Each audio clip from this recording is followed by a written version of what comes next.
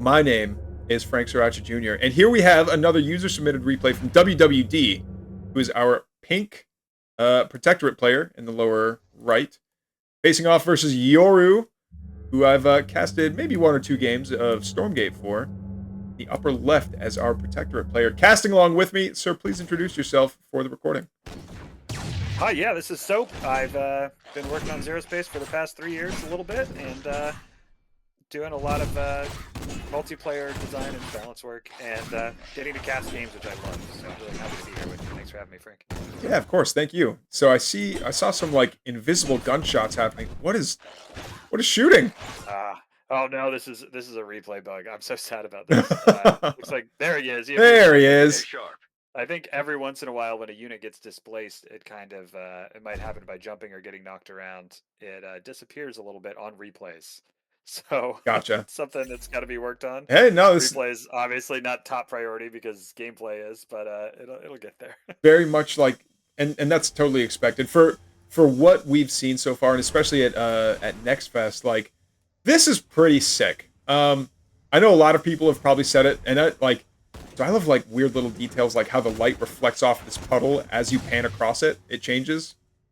Yeah. That's a very cool little detail that adds to the realism. I love that the Inquisitress is this like Darth Maul looking character.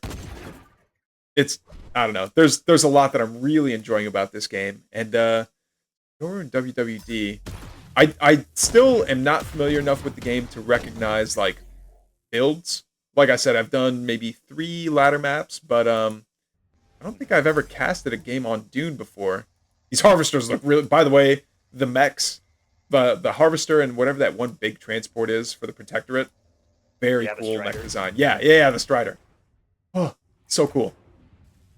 Yeah, I'm glad. I really like those two. You can build a Strider out on the field, just like the Legion's Terror tank. Hopefully we'll see one or the other of those this game, if it goes long enough and they get late game enough. Both players expanding, so that's a good sign we're going to get more of a late game. On some maps we have more of a one-base meta because taking these central towers is so important to getting ahead in experience and getting those talents. Like we see WWD has improved veterancy already. But on this map, you have a little bit of a safer high ground expand. So both players opting to expand. Maybe we'll get into some of those cool late game interactions. Yeah, that'd be really cool. I've seen a couple of games where it's like, hey, Flux is cool and everything, but not as cool as being able to spam a bajillion like tier 1 units, and it wins. It works. Which hey, if it gets the results, that's cool. Better. But I know the developers are probably like, but there's so many more cool units out there. Like, use these. Yeah. I mean, on the one hand, it kind of mirrors like early StarCraft 2, where we mostly saw tier 1 and 2 units just killing each other, like a Baneling bust, one of the first like global Starlink tournament, if anyone remembers 2010. So we're similar in that sense, and it's like kind of nice to see players having to earn their progression. But at the same time, of course, I always want to see big cool units do big cool things. So I'll see if that happens. Yeah. There's like a really fun balance between like the scale. You want to see large armies, like you want that sense of scale, but you also want a bunch of unique looking units doing really cool, like individually cinematic-y kind of things, the same way that those the Flame Walkers did, like with the bright, almost pinkish flames, and like when they explode into a fireball. Like, it looks so cool. But then also having like a bajillion thralls just out here pouring fire onto the Protectorate is also pretty cool. Yeah, absolutely. Those Valkaru, oh, he takes them out. Never mind. I was going to say those Valkaru units are doing some area of effect damage against those thralls. You can see Yoru working hard to keep the thralls a little bit spread out. Yeah. To take maximum AoE damage, and then to focus down those Valkaru shock troopers, which he just made more of. They're the kind of waddly, chunky guys. Yeah. They shoot the big salt and pepper shakers. Yeah, I'm getting flashbacks to The Fifth Element, which was a movie for all of you kids out there that, you know, I did actually own on VHS. It was it might be like one of the best sci-fi classics, I think, of all time. But why, like, okay, I'm wondering, why did Yoru not set up on this cliff and start raining down fire and saying like, hey, if you want to push the issue, it's going to cost you. But I also know that these thralls are like some of the squishiest beings in the game. Whoa! Love that one. This Valkaru beast just pops out of the ground. Surprise! ambles on forward. He's going to start doing all kinds of damage to these, what are these Valkyrie shock troopers? Oh, no, he's retreating back. But, man, he got focused down pretty quick. There must be a lot more thralls out than I thought. Yeah, when the beast drops, its first auto attack happens pretty quick. So I think WWD dropped it. It's the Valkyrie top bar. And used it to instantly kill Yoru's hero. Yeah. Really big deal. It might be what used him in this game with this push. Oh, no! But then he did ultimately lose the beast. That's a lot of, this army is much smaller than when it first showed up to that base. So he's gonna retreat a little bit, lick his wounds. They're still sticking to 2 base. I have seen, who was it? Was it Fatal Exit that built his Merc outpost? Like, he proxied his Merc outpost next to his opponent, which I thought was very, very cheeky. Very sneaky and cheeky that, like, you can actually afford to do those kinds of things. Prefect Aster feeling pretty brave. Yeah, I would kick my legs really fast, too, if I saw that many units coming after me, but he's a pretty slippery hero. Trying to get him to stay put so he can die is not a simple task. Yeah, and he's our only hero who actually benefits from another unit's upgrade, so Prefect Aster gets better when you upgrade commandos. He's basically like the chief commando. Gotcha. You can increase like or decrease his jump cooldown and give him higher attack speed after he jumps and stuff. Here's a beast. There it is. That gate that they have, that, like, I don't know how to describe it. It almost reminds me of what was it? Was it like the Brutes in Halo 2 that had like a funky walk to them where it was like very asymmetrical? It looked really cool. That's true. That is kind of what he looks like. Yeah, I haven't thought about that before. That's a good metaphor for him. Analogy for him. There's a Flame Walker. Yeah. That thing will tear up these thralls if it can land in the middle of them. Yoru's doing a really good job of keeping his forces. Oh! Yeah, just staying it. There you go. And he jumps forward. Is he going to be able to get good surface connections here on all these thralls? I think he's facing the wrong direction. Yeah. Darth Maul decides to scrabble on out of there, and I think that's the entire army of Yoru, or a big portion of it anyway, going down. Yeah, he's just got to retreat. Simple as that. We've got WWD able to push that back. It looked like the Flamewalker wasn't getting maximum value, but it was enough. You know, WWD was microing everywhere else. Yeah. And you're ultimately pushed back just barely. Supply's still really even. Even on talent levels, they're both level 3, which is a lot like being, 2 upgrades or so in StarCraft, if we want to make that comparison. Sure. But WWD getting airstrikes means that he's going to build this air platform really close. The closer you are to the airstrip, the faster the airstrip is. So Yoru's not going to have a ton of time to react in the middle, unless he can just go in there and snipe those airstrikes. Oh, that's clever. So it's not just some random spell that unlocks and it casts like instantly. That the proximity to the building actually matters. Yes, exactly. These planes will literally lift up and bomb you, so you can see it happening. That's super cool. Yeah.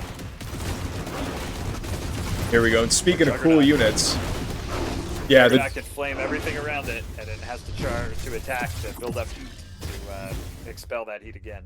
That's really cool. So it has it up right now. It has that 7 out of 7 energy. Every 7 attacks, it can just make that huge flame in an area around it. So if it gets swarmed, it can repel everything. It's not the worst thing in the world. Yeah. Please give me better value. Please give me better value for my flamey bits. Which is almost like, I think that there's a lot of, that's a cool way to keep it from being, whoa! Whoa! You weren't kidding. They move. Yeah, they move. They jump from that airstrip. If you're all the way across the map, you have plenty of time to react, but him building it so far forward really helped him land fast. The triple heroes coming out of Yoru here is pretty interesting, and I guess it makes sense because the heroes are upgradable, so they're like they scale as the game moves forward. It makes sense that you want a bunch of them. You okay, bud? Yeah, you okay? Flamewalker is having a problem with his weapon. Yeah. It's normal. Happens to a lot of guys. Yeah. He's a flame walker. He's not just a walker. If he just walked without the flames, he would just be a walker, you know? Yeah, exactly. And on the other side, speaking of flame, we have a Corsair Flamer that's shorter range but tankier and can fire on the move kind of a unit, also using fire. So there's fire all around. Everyone wants to kill each other's light units, commandos and thralls. Yeah. I think it's really cool the way the Legion uses like sacrificial units where like who is it? The Gallivax can like throw down his spears like, you know what? We're gonna sacrifice you. Like everything is about being very ablative for the Legion, it feels like. With the exception of the Terror Tanks. Like the Terror Tanks are pretty terrifying. Yeah, okay. we got a Beast Call down, and Yoru snipes that Juggernaut. The Fireball is starting to do a lot of damage. There's Nuke. That's Oh! ability. You want to dodge that. Very bright. It is very bright. I think WWD has walked in, so that like sparkles is like radiation. So if you walk into it, your units all take damage over time. Oh. He did take some radiation damage. All of his units are bruised. You can see these Griffins trying to heal up the mechanical units, but they can't help the commandos. Gotcha. Those commandos are going to stay bruised for a while. Now, is there like a medic equivalent for the Protectorate out here, or do they have to return home to the barracks to kind of get healed up? Yeah, their barracks will heal them up. Their harvesters actually have an ability you can use once a minute that'll do a little heal in an area around them. Well, these Griffins are a good unit to catch if you're... Oh, can they leave? They do manage to leave. Oh, huge nuke. Right in the middle of everything, and Yoru dodges the airstrike. Yeah. WWD ahead to fly, but hurting. What is... Big airstrike there. Nice little fireball moving on forward there from Gallivax. The beast is well, with 20 health! 20 health, just breathe on it! There we go. Goes down. Horseair Flamers are going to be able to move and shoot at the same time, but I don't see that many commandos for it to be that useful just yet. Looks like WWD is really leaning into a mech-heavy playstyle. No, this unit's so far forward! I don't know what so many of those little green balls vanishing means. If I were to guess, it's like, hey, that cat is running out of his 9 lives. You're spending more lives than you've got, dude. That's what it is. Every time one of those disappears, it means another thrall has sacrificed his life to keep the Inquisitress alive. That's so cool.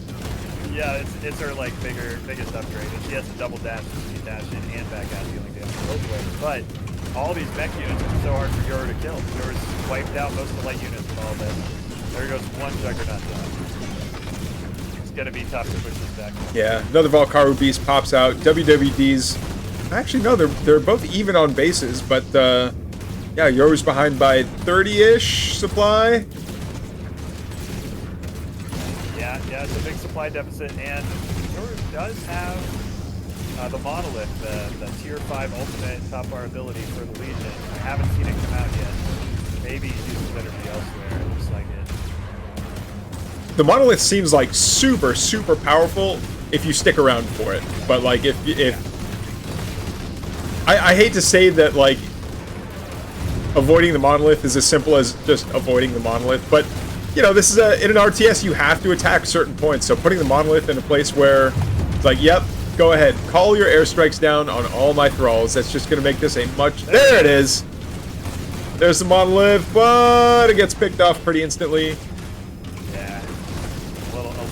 A little too late there. Yeah. There's so many nukes falling on these troops, but they're so tanky. That tank avoiding half the nuke might eventually go down, but it's there it goes. But I think WWD is getting enough value out of this. Yeah, taking out that base already, as well as like just dominating the fights.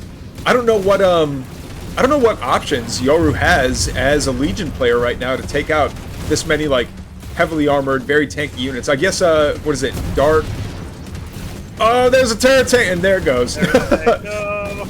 Yeah, if you upgrade the Terror Tank correctly, you can shoot really fast and far, and it'll take out those units. And the Dark Disciples, the longer they shoot a unit, the more damage they do to it. So those are the two things that Yoru didn't have enough of, and GG is called. WWD takes it down.